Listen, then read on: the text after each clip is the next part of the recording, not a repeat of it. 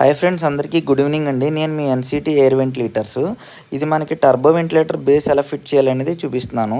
ఈ iron rake ఏదైతే ఉందో అది కట్ చేసి ఆ కట్ చేసిన సీట్ని తీసుకెళ్ళి పక్కన పెట్టుకుని ఫస్ట్ తర్వాత మనకు ఆ కట్ చేసిన హోల్లో ఈ పాలికార్బోనేట్ బేస్ ఏదైతే ఉందో ఆ బేస్ తీసుకొచ్చి ఈ కటింగ్ చేసిన హోల్లో సెట్ చేసుకుని, అంటే మనకి ఐరన్ రేకు ఈ ప్లాస్టిక్ షీటు ఈ స్టెప్స్ ఏదైతే ఉందో ప్రొఫైల్ ఆ ప్రొఫైల్ మ్యాచ్ చేసుకున్న తర్వాత ఈ పైన ఏదైతే రిబ్ ఏదైతే ఉందో టాప్ సెంటర్ రిబ్ దాని లోపల పెట్టుకుని తర్వాత మనం సెల్ఫ్ డ్రిల్లింగ్ స్క్రూస్ ఉంటాయి.